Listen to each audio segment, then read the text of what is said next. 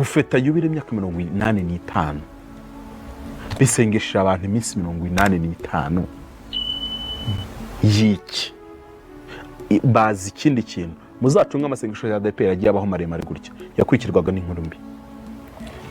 Reka saba abantu bagiye kuyasenga muzayacunge kuva ingoma iza yajyaho yagiye gukora ikintu cyose impinduka mbi muri ADEPR asengesha abantu. Mu minsi yashize mwabonye ikiganiro nabakoreye kigaruka ku mpinduka zigiye gukorwa mu itorero rya ADEPR rizikozwe n'umushumba wayo mukuru witwa Ezayi uyoboye itorero rya ADEPR kugeza uyu munsi.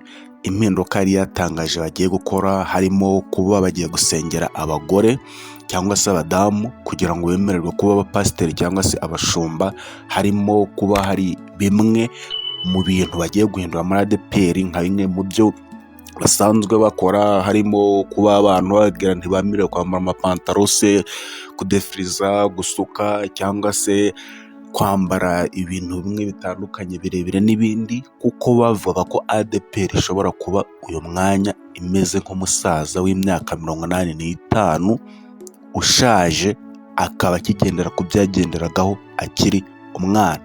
Akaba ari nayo mpamvu bifuza gukora izi mpinduka. So uyu mwanya noneho ntago bikiri mu kuvuga ngo nibigiye guhindurwa ahubwo byahinduwe. Mu minsi ishize uyu mushumba wa ADEPR yasohoye video nyinshi twagiye tuzibona ku mbuga zigiye zitandukanye bavuga kuri zimwe ku mpinduka zakozwe mu itorero rya ADEPR. Kimwe mu byakozwe ni ukuvuga ngo itorero ADEPR rimaze imyaka 85 mu Rwanda. Hanyuma uyu mushumba wa ADEPR yatubwiye bimwe mu bintu byinshi bigiye guhindurwa muri itorero rya ADEPR. Kimwe muri byo harimo ko byamaze kuba official yuko bagomba gusengera abagore cyangwa se abadamu nabo bakemererwa kuba abapasiteri. Nk'umwe mu murongo imwe mu mirongo yanditse muri Bibiliya abantu rimwe na rimwe basoma bayisoma ntibayihuze n'ahantu yandikiwe. Nk'umwe mu murongo n'umurongo uvuga ngo abagore ntibakavugire mu materaniro. Mbega Pawulo aho yabwiraga abakorinto mu muco wabo ni ukuvuga ngo ubu kugeza uyu mwanya kuba abapasiteri b'abadamu cyangwa se abashumba b'abadamu b'abagore baba mu itorero rya ADEPR biri official, ntabwo bikiri ikibazo. Yaduhaye ingero nyinshi muri Bibiliya, atubwira impamvu tudakwiriye guheza abagore, kuko atubwira ko hari bimwe mu itorero rya ADEPR bakurikiza muri Bibiliya ariko byaragiye muri Bibiliya bitewe n'aho babivugiye muri icyo gihe n'imigenzo ririho muri icyo gihe, akaba ari nayo mpamvu byakurikizwaga uko nguko cyangwa se byatumaga imigenzi imwe n'imwe bayikora, harimo n'iryo kuba abagore bataba abapasiteri cyangwa se babashumba bakuriye itorero runaka. Yatubwiye nk'aho Pawulo yandikiye avugira abantu uko abadiyakoni bakwiriye kuba bari bo. Abadiyakoni batubwira yuko umudiyakoni agomba kuba ari umugabo w'umugore umwe. Arangije tubwirana hamwe batubwiye ko abepiskopi bakwiriye kuba bameze. Arangije aratubwira ngo turamutse tugendeye kuri ibyo, niba umudiyakoni nawe batubwira ngo ni umugabo w'umugore umwe, ubwo nta mugore bavuze. Ariko tukaba dufite muri ADEPR abagore b'abadiyakoni, tukaba dufitemo abagore b'abarimukazi, abarimu bayoboye amatorero runaka, tukaba dufitemo abagore bajya ku ruhimbi cyangwa se kuri aritari bitewe n'uko mu itorero runaka babivuga, bakaza bakatubwiriza ijambo ry'Imana, bagakora imirimo itandukanye mu nzu y'Imana, bakayobora ibyumba by'amasengesho. Ni ukuvuga ngo bishatse kuvuga ngo imirimo ya gipasiteri yose ubundi abagore barayikora. Icyo babura ni ukuba bakwitwa iryo zina ryonyine tukabasengera. Hirya y'ibyo mubona hari ibindi mutabona.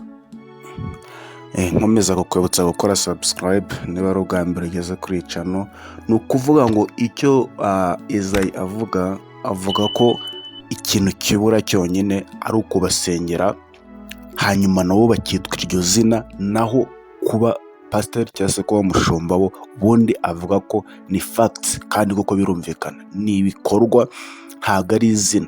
Ibikorwa bya gipasiteri cyangwa se bya gishumba bivuze ko abagore barabikora, ariko icyo babura ni ugusengerwa bakitwa iryo zina. Arangije atubwira ko mu gihe cya kera Bibiliya yandikwa hari imigenzo imwe n'imwe bagenderagamo nko guheza abantu, ariko kugeza uyu mwanya itagakwiriye kuba ikigenderwaho. Hanyuma atubwira ko rwose kubikora cyangwa se kubishyira mu bikorwa n'ubundi ni nk'aho byari bisanzwe bikora, kuko n'ubundi tubabona batubwiriza, bayobora amasengesho, bayobora amakorali runaka, ari abadiyakoni, ariko n'imirimo ya gipasiteri bakayikora. Hanyuma bakabura gusengerwa gusa ngo bitwe iryo zina. Ni ukuvuga ngo byamaze kuba official.